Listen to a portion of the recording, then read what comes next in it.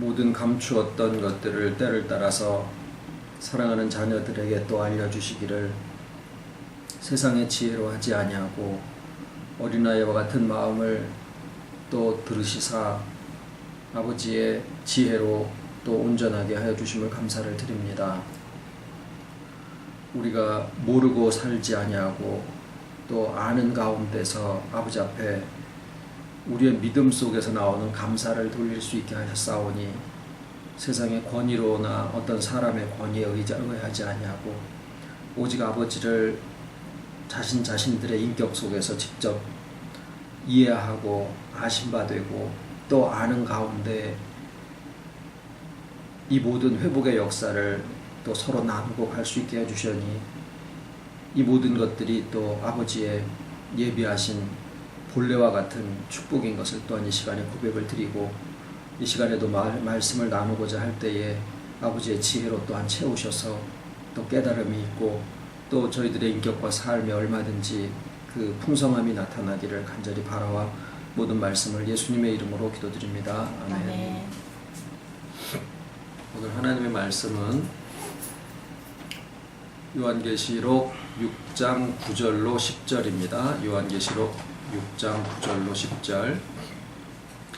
다섯째 인을 떼실 때에 내가 보니 하나님의 말씀과 저희의 가진 증거로 인하여 죽임을 당한 영혼들이 제단 아래 있어 큰 소리로 불러 가로되 거룩하고 참되신 대주제여 땅에 거하는 자들을 심판하여 우리 피를 신원하여 주지 아니하시기를 어느 때까지 하시려나이까 하니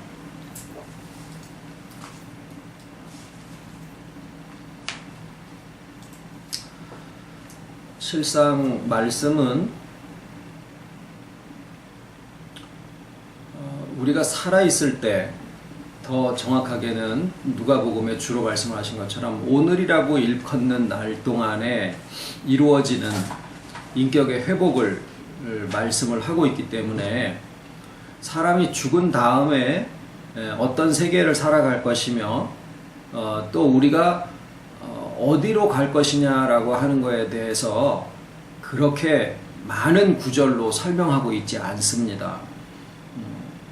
예수님의 사복음을 통하여서도 우리가 그 복음을 천국복음이라 그렇게 부르기도 하는데 주님이 그렇게 말씀을 하셨는데 그 천국복음에도 어디에 우리가 죽은 다음에의 천국이 어떤 모습이며 어떠한 형용으로 우리가 거기서 살아갈 것인가 하는 것에 대해서는 단 한 구절도 말씀하지 않고 있다라고 하는 거죠. 그래서 죽은 자와 또는 영혼에 대한 그 표현을 같이 다루고 있는 그런 구절들을 다 찾아봐도 예수께서 십자가에 돌아가시면서 아버지 앞에 나의 영혼을 맡아 주옵소서라고 하셨을 때도 그 영혼이 실상은 영혼이 아니라 영이라고 그렇게 되어 있고요. 원래는 스데반 집사가 돌에 맞아 순교할 때도 나의 영혼을 라고 했을 때 그 영혼이 실은 영혼이 아니라 영을 나타내는 표현으로 되어 있다라는 것을 알게 됐습니다. 그래서 죽은 자의 상태를 알 수 있는 구절들이 참 많지 않은데 오늘 우리가 같이 나눈 이 요한계시록 6장 9절에 나와 있는 이 말씀에는 분명히 죽은 자의 영혼들이 제단 아래 있어 큰 소리로 외쳐 가로되 라고 되어 있는, 그래서 여기는 영혼이 영혼입니다. 영이 아니고 영혼입니다.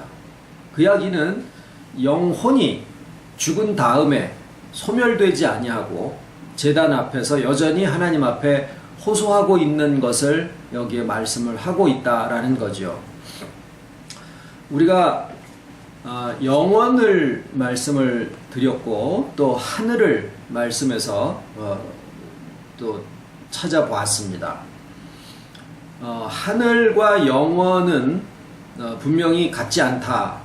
또 어떤 부분은 서로 다르지 않은 부분도 분명히 있겠죠. 그런데 한 가지 분명한 것은 하늘이라고 되어 있는 표현은 하나님이 창조하신 이틀째에 만드신 것이라 이 창조에 속한 부분이고, 하나님이 창조를 하지 않으셨을 때 분명히 우리가 살고 있는 이 창조는 시작한 때가 있다라고 하는 것은 신불시인을 막론하고 다 동감하는 내용이죠.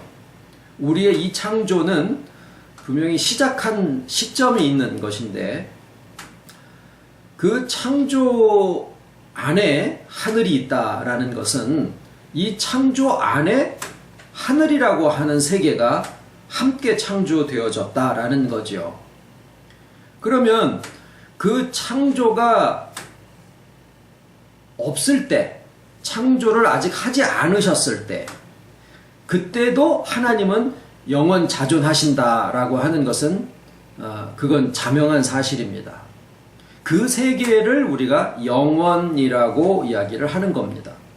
그러므로 영원이라고 하는 것은 우리가 살고 있는 이 창조에 속한 하늘과 땅, 저 보이는 하늘과 저 보이는 땅이 아니라, 저 보이는 하늘이 아니라, 보이는 것은 나타난 것으로 말미암아 된 것이 아니니라. 보이지 아니하는 세계와 보이는 세계를 함께 창조하신 것인데, 그 보이지 아니하는 세계에 하나님께서 임재하신 것을 하나님의 보좌를 놓으셨다라고 표현을 한 것뿐입니다. 하나님의 보좌가 어린 양의 보좌처럼 무슨 물리적인 형상이 있는 것도 아니고, 또 하나님이 자 이제 하늘을 창조하셨으니까 내가 거기다가 보좌를 둬야지, 그리고 이렇게 보좌를 갖다가 이렇게 놓으신 게 아니라, 하늘이라고 하는 그 자체가 하나님의 임재하시는 곳이다 라고 하는, 거기는 공간의 개념은 거기에 포함되지 않습니다. 보이지 않는 세계라고 하는 것은 물질과 공간은 존재하지 않는다라는 거죠. 그러나 욥의 경우에서 말씀드린 것처럼 하늘에서 하나님과 아들들의 회의가 있을 때 공중권세 잡은 사단이도 거기에 가서 그 회의에 참석하고, 욥에게 미친 여러 가지 고난과 환난의 진행 상황에 따라서 2차 회의, 3차 회의가 진행되는 것을 보면, 하늘이라고 하는 곳은 하나님의 거처라고 되어 있음에도 불구하고 이 세상에서 일어나고 있는 사건의 진행과 같이 맞추어서 진행되고 있는 그러한 것을 성경에서 기록하고 있어요. 그 얘기는 이 창조에 속해 있다라는 것은 시간의 흐름을 역행하거나 초월해 있는 것이 아니라, 이 세상의 시간의 흐름 속에서 하늘의 움직임이 같이 진행되고 있더라라는 사실입니다. 미가엘 천사장이 다니엘과 이야기를 할 때도 페르시아 군대가 막아서 내가 오는 길이 지체되었다라고 천사임에도 불구하고 이 세상의 권세들의 움직임하고 완전히 무관하게 초월해서 움직이지 아니하고 세상의 사건과 연관지어서 진행되고 움직이고 회의를 하고 하는 사실을 우리가 거기서도 읽을 수가 있어요.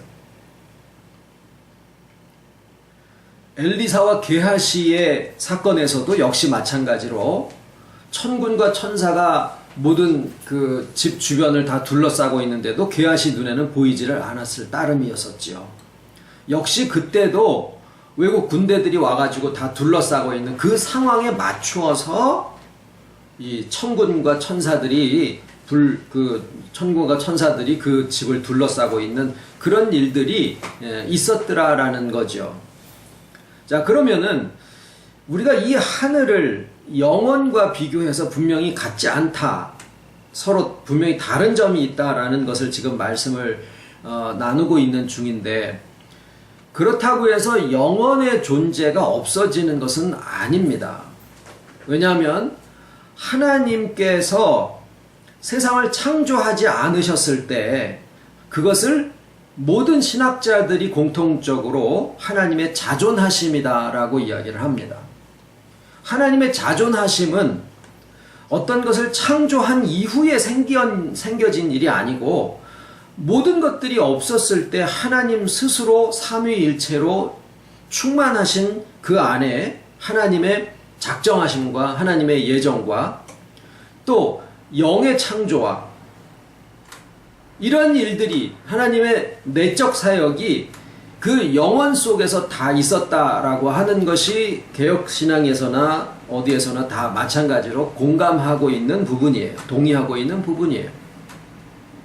물론 이제 자유주의 신학에서는 하나님의 주권 부분에 대해서는 그다지 중요성을 두고 있지는 않습니다만은, 그래서 하나님의 자존하심을 영원의 세계라고 자꾸 표현을 드리다 보니까 하나님이 이 영원이라는 어떤 세계가 있고 그 안에 있는 하나의 존재인 것처럼 인식이 되어질 가능성이 있어서 오늘 좀 다시 말씀을 드리는 것은, 하나님은 모든 것의 원인이면서 또 모든 것이 되시기 때문에 영원을 이야기를 할 때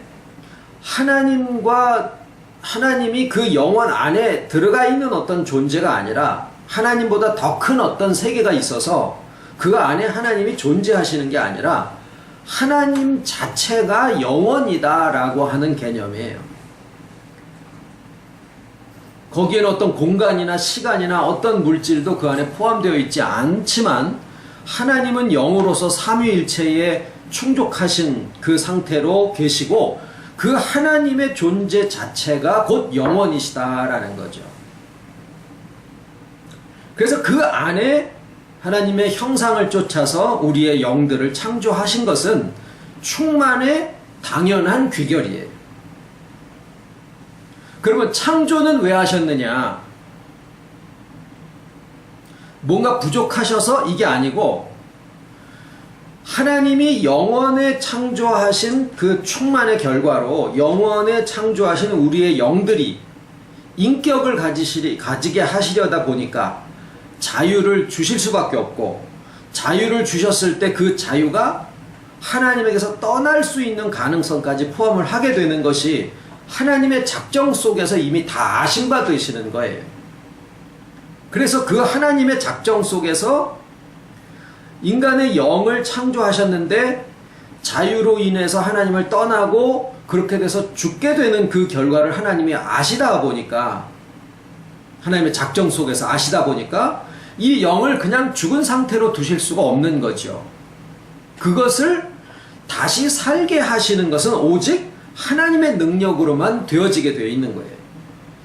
그래서 그 영들을 다시 살게 하시는데 하나님이신 예수께서 친히 하나 되심으로써 우리의 영과 연합하였을 때 그것이 소생한 바가 되는 것인데, 그렇게 되면 인간의 참여는 전혀 없다라는 결과가 될 수 있거든요. 그래서 하나님이 인간의 참여 부분 때문에, 만약에 하나님이 온전히 그걸 다 하셨다라 그러면 택함이라는 말도 필요 없고 말 그대로 만인 구원설이 돼버려서 그것은 성경적이지 않게 돼버려요. 인간의 참여와 인간의 믿음과 인간에게 주신 자유의지적인 참여가, 그게 없다 그러면 자유가 아닌 거죠. 그 하나님의 그러니까 아주 정교하게 지어져서 하나님 말만 들을 수밖에 없는, 하나님에게 복종할 수밖에 없는 그러한 인간을 만드시는 건데, 그거는 인격이 아닌 거죠. 그래서 인간의 자의적인, 그러니까 좋은 의미의 자신의 자유의지적인 그러한 참여와 믿음의 협조가 필요하기 때문에 이 세상을 창조하신 거예요. 그런데 이 세상을 창조하심으로써 여기에서 얻고자 하는 것은 뭐냐면 자유의 행사의 결과를 스스로 알게 만드시자라는 거였죠. 그래서 인간이 인간의 지혜로 알 수 있는 모든 믿음의 사실들을 성경의 모든 역사를 통해서 쫙 다 알려주시고, 믿음의 실상은 성전이나 또는 이스라엘 나라나 다윗 왕조가 아니라 예수 그리스도고 예수 그리스도의 몸도 아니고 예수 그리스도께서 우리와 하나 되신다라고 하는 이 영원 속에서 일어나는 사실을 우리의 의식이, 이 땅에 있는 우리의 의식이 그것을 이해하고 자기 것으로 받아들일 수 있게 하기 위해서 모든 역사와 복음이 준비가 되신 거예요. 인간의 수천 년의 그 역사의 과정을 거쳐서. 그래서 그거를 보면서 들으면서 인간의 의식이 눈에 보이지는 않지만은 영원 세계 속에서 이런 일들이 벌어져 있었구나라고 하는 것을 우리가 이제 알게 된 거죠. 그리고 세상을 살아가는 모든 것을 보다가 보니까 거기에서 우리의 믿음이 실상을 점점 인식해 갈 수 있는 믿음이 장성해 나가는 그런 과정을 거치게 되게 만들어 놓으신 겁니다.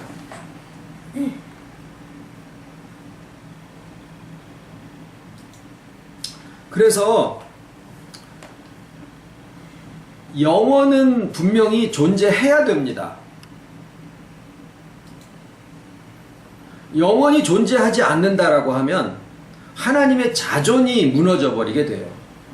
그리고 우리의 영이 영원에 있는 존재가 아니라면 하나님의 형상대로 지어진 게 아니게 되어버립니다.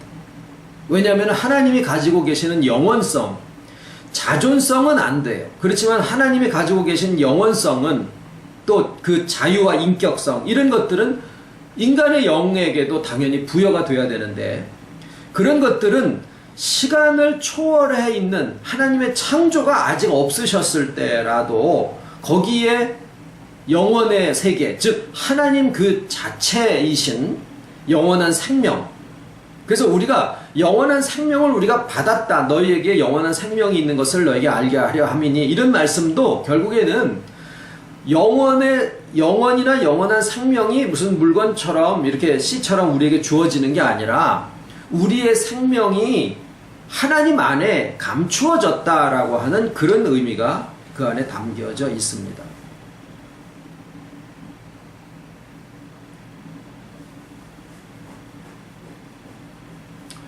자, 그러면 이제 오늘 한번 같이 나눠보고자 하는 말씀은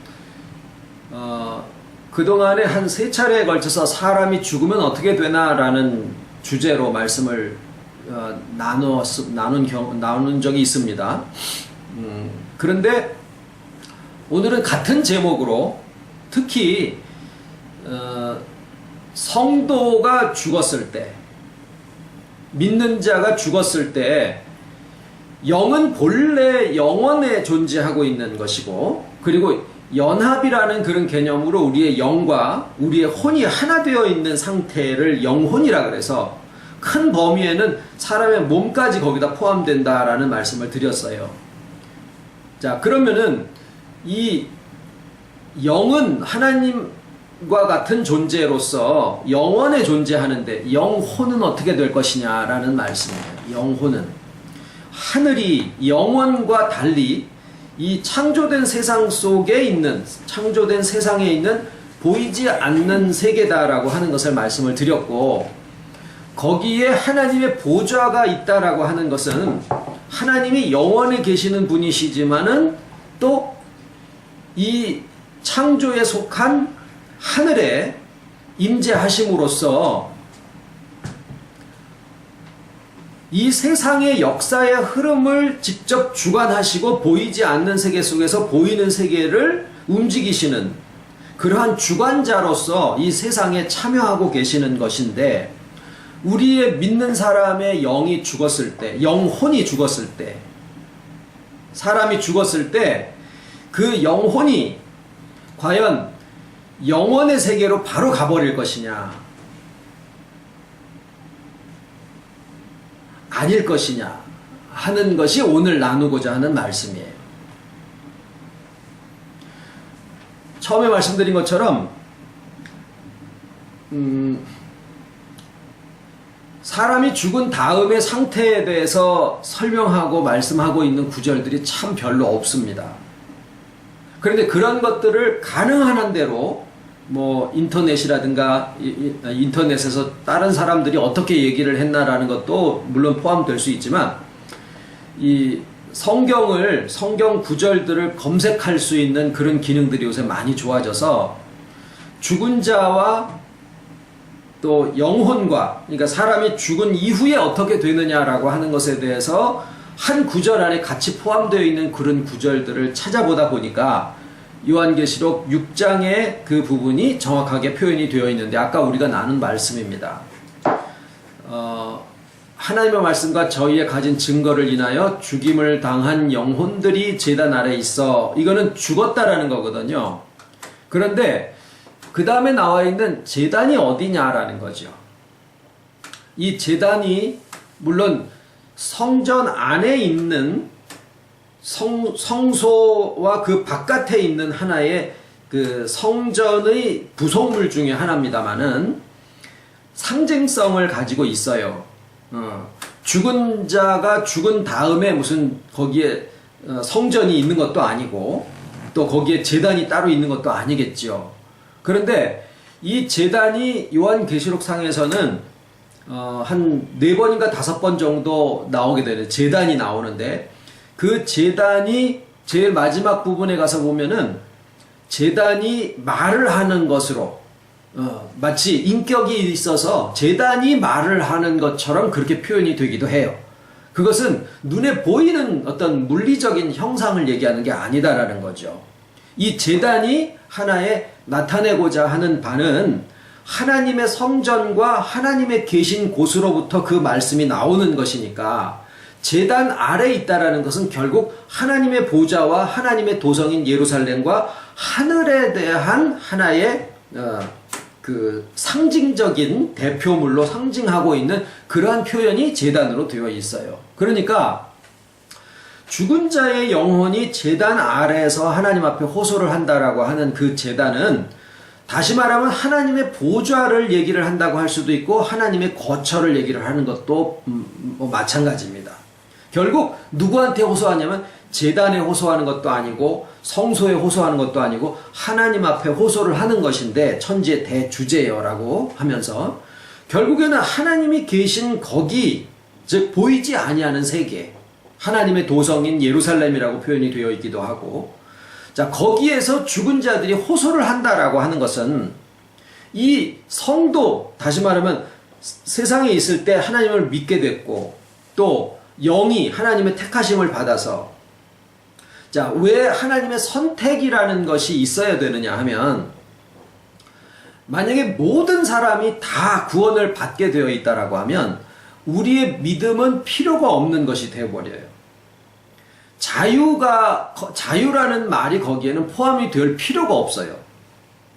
왜냐하면 결국에는 어떤 방법이나 경로를 사용을 하든지 하나님께서 결국에는 모든 사람을 다 구원을 해서 다시 소생을 하게 하실 거다라고 하면 인간의 자유는 거기에 포함될 구석이 결국에는 없는 거예요.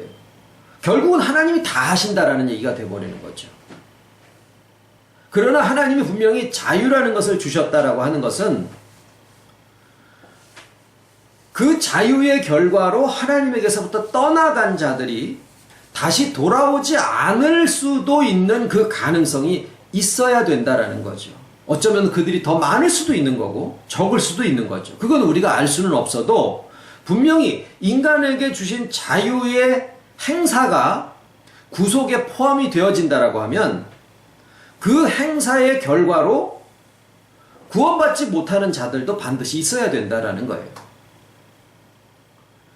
옥에 갇힌 영들에게 전파하였다라고 했을 때 옥이라고 하는 것이 무슨 장소가 아니죠. 왜냐하면 영으로서 가신 거기 때문에 우리는 자꾸 세상에 있는 용어 중에서 공간적인 개념을 가지고 성경을 바라볼 수밖에 없지만, 비유로 얘기하실 때가 있는가 하면은 실상을 풀어 얘기를 하실 때가 분명히 있다 그랬거든요. 그거는 어떤 몇 년도부터다 그런 얘기가 아니라 나의 믿음이 이제는 비유적으로 얘기하지 않고 실상으로 얘기를 하더라도 알아들을 수 있는 때가 있다라는 얘기죠. 그러면 실상으로 볼 때 영이 존재하는 영원의 세계가 있다라는 것을 우리가 이제 인식을 하게 되면 거기는 공간이나 시간을 초월해 있는 세계이기 때문에 옥이라고 하는 것도 의미지 장소가 아니다라는 거예요. 그럼 어떤 의미겠습니까? 스스로 나오지 못하는 곳이 오기잖아요. 그러니까 영이 죽어 있는데 그 죽은 영들이 스스로 거기에서 살아나올 수 없는 그 구속성, 제한됨, 그 면을 가리켜서 오기다라고 얘기를 했을 뿐이지, 영원의 세계 속에서 어떤 장소가 있어서 여기를 오기다라고 이렇게 지정해 놓은 게 아니다라는 거예요. 그러면 그 영원이라는 하나님 안에, 하나님의 존재 안에서 죽은 영들이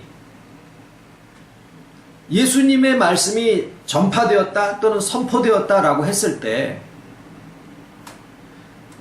하나님의 의지적으로 그것을 모든 사람에게만 다 하나님의 모든 영들을 다 살려내신 거라 그러면 조금 아까 말씀드린 것처럼 인간에게 주신 자유라는 것은 거기에 들어갈 계제가 없으니까 그렇게 되면은 안 된다라는 거죠. 분명히 인간이 믿을 수도 있고 믿지 않을 수도 있게 되어 있는 거거든요. 그것이 영의 죽음과 삶에도 분명히 연관이 되어지니까 그때 말씀을 선포하셨다 하더라도 하나님의 택하심을 쫓아서 택하심 안에 있는 자들에게는 그 말씀이 선포되어져서 소생한 바가 된 것이고, 그렇지 않은 자들에게는 주와 연합한 것이 허락되어지지 않은 상태로 그냥 있다라고 봐야 된다라는 거죠. 그러나 전에 말씀드린 것처럼 하나님의 영원함을 쫓아서 만들어진 존재이기 때문에 죽어 있을 뿐이지 소멸되지는 않는다라는 것이 영이 가진 특성입니다.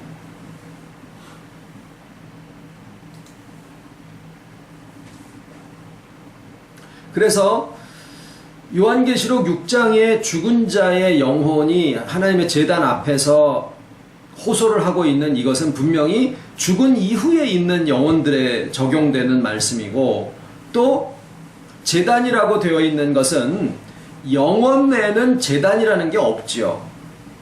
그런데 이 제단을 하나님의 도성과 하나님의 성전, 보이지 않는 성전이라고 할 때, 그렇다라고 하면은 이것은 영혼에 대한 표현이 아니라 제단 아래라고 하는 거기는 하늘에 대한 표현이다라고 우리가 볼 수가 있어요.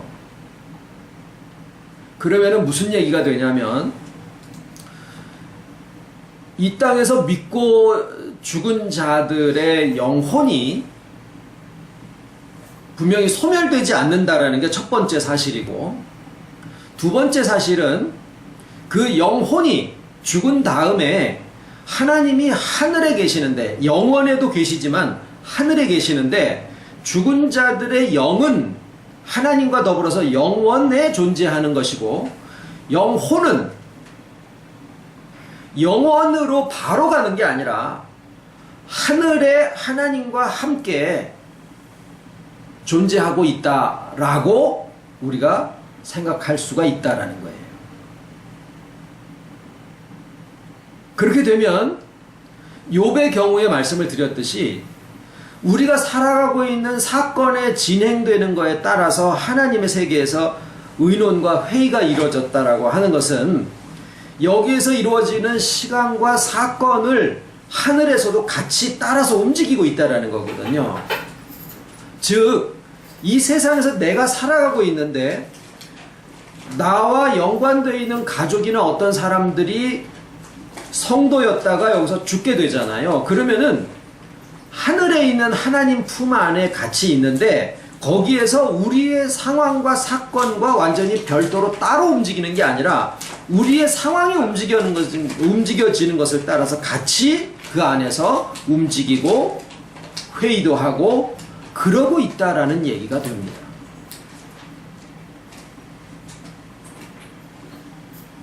우리의 삶의 현 상황과 모든 이 전개되어지는 그런 내용들을 거기에서 모르지 아니하고 하나님이 아시는 것처럼 먼저 죽은 자들의 영혼이 소멸되지 않는다라고 하면 그 기능이 남아있고, 심지어는 우리가 무엇을 믿냐면 우리가 이 땅에서 회복이 되어질 때 고린도전서 15장에 있는 부활장에 신령한 것으로 심고 신령한 썩을 것으로 심고 신령한 것으로 다시 사는데, 썩지 않을 것으로 다시 사는데, 거기에서는 마치 썩을 것으로 심고 썩지 않는 것으로 다시 거둔다라는 것으로 표현이 되어 있지만, 바울이 얘기하고자 했던 것은 심는 원리를 얘기한 거예요. 심는 원리.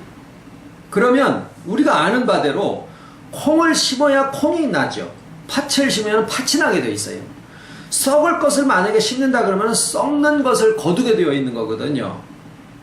그러니까 원래대로 한다고 하면 신령한 것을 거두기 위해서는 신령한 것의 씨를 심어야 된다라는 거죠.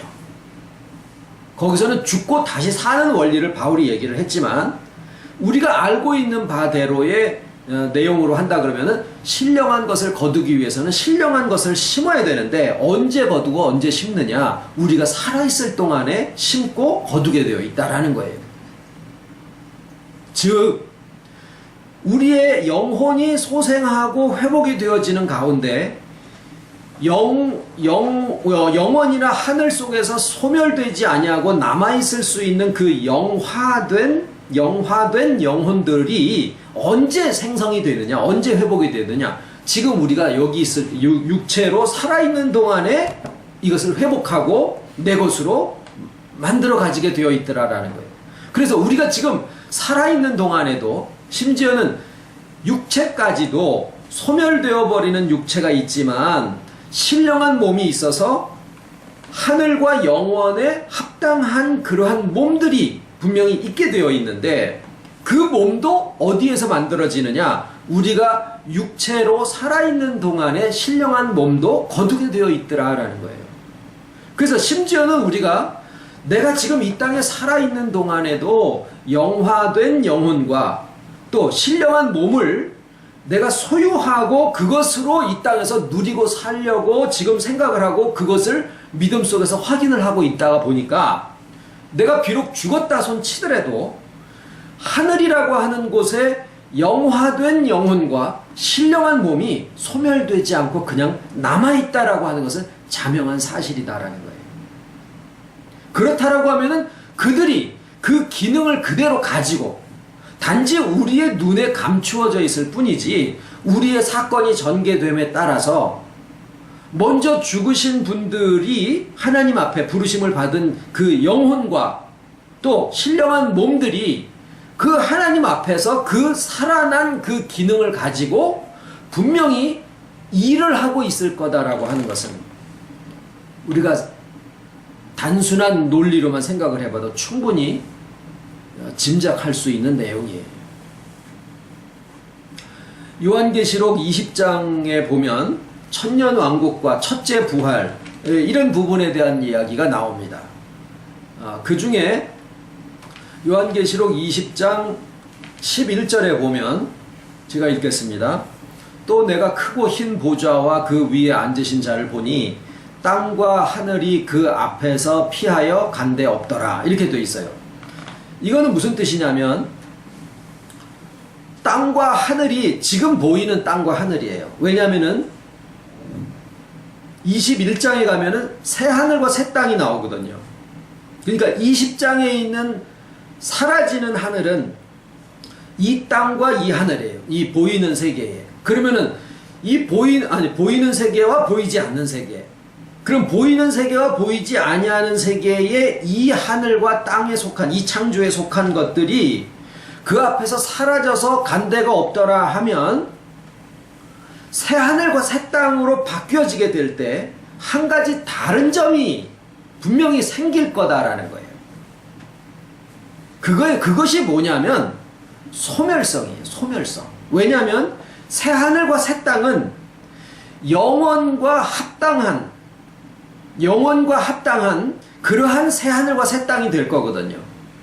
그러니까 그 이전의 하늘과 땅은 시간의 흐름을 쫓아서 갈 수밖에 없는, 인과의 법칙이 적용될 수밖에 없는 그러한 하늘과 땅이었다라고 하면, 새 하늘과 새 땅은 시간의 흐름에 따라서 소멸되어지지 아니하는 그러한 곳이어야 된다라는 거예요. 그것이 바뀌어지게 되는 세상입니다. 그러면 그 전에 20장의 천년왕국과 첫째 부활에 참여하는 자들이 1000년 동안 하나님과 주님과 더불어서 왕노릇하는 것이 나오고, 그 다음에 잠깐 1000년 동안 이제 사탄이가 잡혔다가, 그 다음에 잠깐 놓여서 곡과 마곡에서 이제 마지막 전쟁을 준비를 하다가, 그 다음에 그냥 잡혀가지고 무적행으로 던져져 버립니다. 그게 뭐냐면 소멸성을 두고 마지막 전투를 벌이는 것이 나오는데, 그 소멸성이 하나님의 주권에 의해서 새하늘과 새 땅이 새로 창조가 되어질 때, 이전 하늘과 땅은 소멸돼서 없어져 버린다라고 하면, 이전 하늘과 땅이 지금 우리가 경험하는 물리학자들이 연구해낸 이거예요.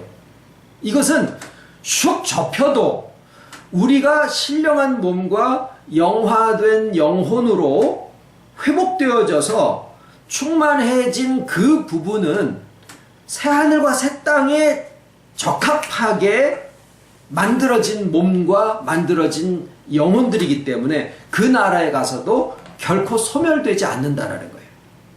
그러면 새하늘과 새 땅을 창조하신다라고 하고, 그 새하늘과 새 땅에 대해서는 더 이상 소멸되거나 하는 것에 대한 얘기가 없어요. 그럼 무슨 얘기일까요? 영은 영원에 있고, 이게 이제 따로 분리된 게 아니기 때문에 잠깐 이제 이렇게 일단은 표현을 드립니다. 영혼의 형태는 영과 혼이 하나가 된 거기 때문에 분리가 될 수가 없는 거예요. 그런데 새 하늘과 새 땅에 지금은 먼저 가신 분들도 지금 창조에 속한 하늘에 있는 거고, 우리는 지금 하늘에 속한 땅에 있는데, 그 하늘이 우리의 인격의 내면을 형성하고 있다라는 거예요. 그러니까 우리는 지금 보이는 세계와 보이지 아니하는 세계를 함께 살아가고 있는 거고, 먼저 부르심을 받은 영혼들은 이 보이는 세계에서만 감추어져 있을 뿐이지, 하나님이 보시기에는 요한계시록 20장에 보면 산자와 죽은 자에 대한 구분이 육체의 생명으로 되어 있지를 않아요. 무엇으로 되어 있느냐면 첫째 부활에 참여했느냐 하지 않았느냐로 구분을 하고 있을 뿐이에요. 지금 육체로 죽음을 당해서 하나님이 계신 하늘에 가 있는 먼저 가신 분들의 영혼들도 첫째 부활에 참여했기 때문에 그 영혼의 회복이 일어난 거거든요. 그러면은 하나님 앞에서는 모두 다 산자라는 거예요. 그래서 이런 말씀이 있죠. 누가복음 20장 38절에 하나님은 죽은 자의 하나님이 아니요 산자의 하나님이시라. 하나님에게는 모든 사람이 살았느니라. 이 말씀이 첫째 부활에 참여해서 시대적으로는 과거에 살다가 죽었다, 언제 살다가 죽었다, 아브라함이 살다가 죽었다라고 해도 그분들이 다 그 시대에 주와 하나 됨으로써 첫째 부활에 참여한 분들이기 때문에, 그렇기 때문에 하나님 앞에서는 모두 다 산자였더라라는 거예요. 아브라함과 이삭과 야곱이 모세에게 하나님이 나타나실 때만 해도 이미 다 죽은 자들이었지만, 그들이 첫째 부활을 경험을 한 사람들이기 때문에 하나님 앞에는 산자들이었더라라는 거예요. 그래서 나는 아브라함의 하나님, 이삭의 하나님, 야곱의 하나님, 나는 산자의 하나님이다 라고 모세에게 이야기를 하신 거죠. 예수님도 바리새인들과 대화 속에서 아브라함은 나의 때 볼 것을 즐거워하다가 보고 기뻐하였느니라. 네가 나이에 50도 안 돼가지고 아브라함을 봤니? 아브라함이 있기 전부터 내가 있느니라. 이것은 영원을 얘기를 하시면서 동시에 아브라함과 이런 분들이 하나님 앞에서는 이미 그때 당시를 살았지만은 산자의 세계로 들어왔더라라고 하는 것을 얘기를 하고 있는 거죠. 하나님의 시각은 육체로 살았느냐 죽었느냐가 아니라 첫째 부활로 살아났느냐라고 하는 것이 문제가 되는 거더라라는 거예요. 그래서 우리가 살고 있는 세상은, 우리가 살고 있는 이 하늘과 이 땅은 장차 소멸되어질 것들입니다. 그러나 하나님 앞에 살아난 자들은 영화된 영혼과 그 다음에 신령한 몸을 가지고, 주님 부활하신 그러한 몸처럼 그 신령한 몸을 가지고 새하늘과 새 땅에서 그 다음엔 소멸되지 않는 세상을 살아가게 되어지더라라는 거예요. 그런데 그 모든 새하늘과 새 땅의 근원은 누구예요? 하나님이에요. 그러니까 우리가 연습할 것은 뭐냐면 우리에게 있는 인격의 내면을 하늘이다라고 생각을 하다 보니까 우리의 인격의 내면 그러면 자꾸 어디로 가요? 한글 번역이 참 문제가 있었던 거예요. 뱃속이라고 그걸 표현을 해놨다라 보니까 자꾸 내 배꼽 밑에 어디 단전인가 이런 생각을 하는 거예요.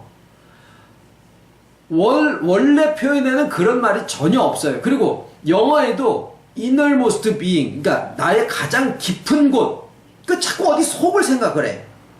그런데 그 하늘이, 인격의 하늘이 보이지 않는 세계의 하늘과 같은 거예요. 따라서 우리가 이제는 주님의 보좌가 놓인 인격의 하늘 그러면 인격의 내면이라고 쓰지 말고 인격의 하늘이라고 그러면 보이지 않는 세계를 가리킨다라고 우리의 마음속이 그 하늘을 생각하는 연습이 좀 필요할 거다라는 거예요. 그리고 그 모든 것의 근원은 하나님 자체예요. 왜? 하나님 자체가 영원이시기 때문에. 그리고 장차 이 보이는 세계와 보이지 않는 이 창조에 속한 하늘과 땅이 소멸되고 난 다음에 새로 창조되는 새 하늘과 새 땅은 또 영원은 아닙니다. 즉 우리의 영혼과 새롭게 되어진 신령한 몸은 새 창조에 속한 새 하늘과 새 땅에서 소멸되지 아니하고 살아가게 되어진다라는 거예요.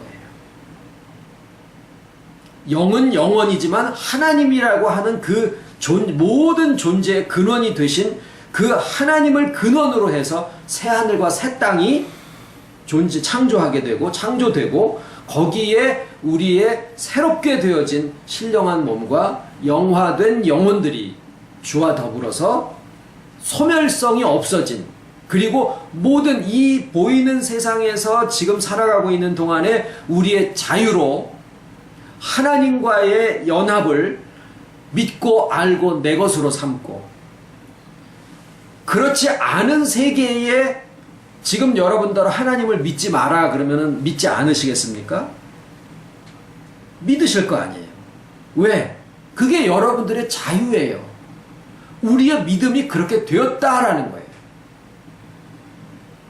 그러니까 앞으로 모든 것들을 우리에게 맡겨주신다고 하더라도, 자유로 맡겨주신다고 하더라도 우리의 자유로 하나님을 택할 수 있게 된 거더라라는 거예요. 왜? 언제? 이 한평생을 살아오고 있는 동안에. 그리고 그 믿음 속에서 영화된 영혼과 신령한 몸이 영원히 소멸되지 않는 그러한 세계 속에서 주와 함께 있게 되는데, 시간 문제는 그때 아마 시간이라는 것이 존재하지 않을 가능성도 있습니다. 그것은 물리학자들도 이야기를 하는 바예요. 왜? 시간이 흘러가기 때문에 소멸성이 생겨지는 것인데 아직 시간에 대한 것들을 물리학자가 못 풀었어요. 저도 그 면은 잘 몰라요. 그러나 시간 때문에 소멸성이 생긴다라고 하면 시간도 없어져야 되지 않겠느냐라는 생각을 그냥 해볼 따름입니다. 그렇다라고 하면 새 하늘과 새 땅은 시간과 공간을 초월한 세계가 될 가능성이 있다라는 거죠. 기도드리겠습니다. 모든 것들이 밝히 알아지게 되고 보이지 아니하는 것들을 우리가 경험할 수는 없지만 복음을 통해서 알려주시는 성령께서 조명해 주시는 지혜를 통하여서 아버지께서 위에서 열어주시는 그 지혜를 쫓아 우리가 한 걸음 한 걸음 여기까지 왔사온데, 우리에게 알려주시는 이 모든 복음의 소식들이 우리를 회복하게 하고 온전하게 하지만 또한 우리가 살고 있는 이 세상에 하나님께서 알려주신 바가 또 되고 있는 것을 저희들이 잘 알고 있사오니, 시대를 바꾸는 것은 오직 아버지의 능력이시고 주권이시지만 우리에게 닥쳐지는 모든 상황 속에서 때를 얻든 못 얻든 빛으로서 등경 위에 두고자 하시거나 소금으로서 어떤 것으로 대체할 수 없는 그 유일무이한 우리 자신들의 의미를 우리가 더 알고 빛을 비추게 하시는 자리에서 또한 빛을 비추기를 원합니다. 아버지의 복음이 또한 이 시대를 밝히기를 또한 소원을 드리고, 이로써 모든 복음의 시대가 또 새로이 이루어질 것을 또한 감사를 드리와 모든 말씀을 예수님의 이름으로 기도드립니다. 아멘.